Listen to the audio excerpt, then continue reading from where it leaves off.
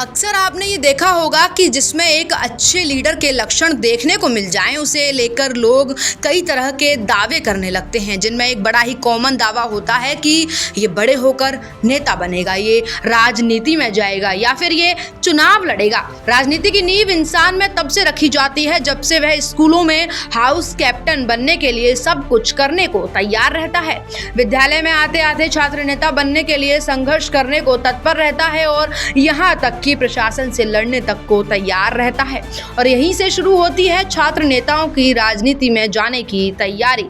यहीं से वे सीखते हैं दाव पेच और पासा पलटना और छात्र स्वरूपी जनता को अपने पलड़े में लाना।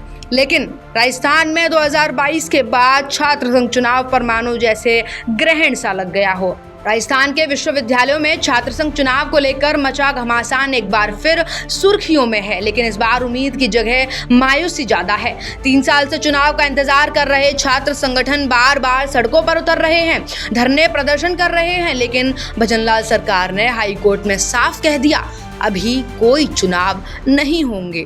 दरअसल 24 जुलाई को राजस्थान विश्वविद्यालय के छात्र जयराव ने हाईकोर्ट में याचिका दायर कर कहा कि छात्र प्रतिनिधि चुनना उनका मौलिक अधिकार है, लेकिन सरकार लगातार 3 सत्रों से चुनाव नहीं करवा रही।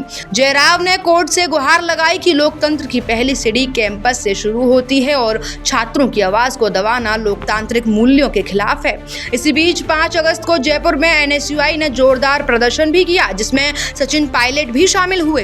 लेकिन सरकार ने हाईकोर्ट में दलील दी कि फिलहाल नई राष्ट्रीय शिक्षा नीति लागू करने की प्रक्रिया चल रही है, जिसके कारण चुनाव करवाना संभव नहीं है।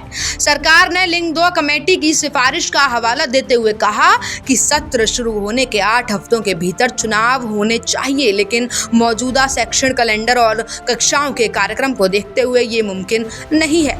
पेश किए गए जवाब में कई विश्वविद्यालय के कुलगुरुओं की राय भी शामिल की गई, जिनमें प्रशासनिक और अकादमिक कार्यक्रमों के कारण इस समय चुनाव टालने की सिफारिश की गई है।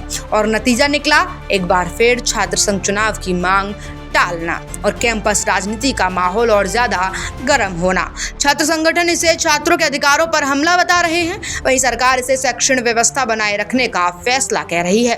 कोर्ट का अगला रुख क्या होगा ये देखना बाकी है, लेकिन फिलहाल राजस्थान के छात्रों को लोकतंत्र की पहली सीढ़ी चढ़ने के लिए और इंतजार करना पड़ेगा।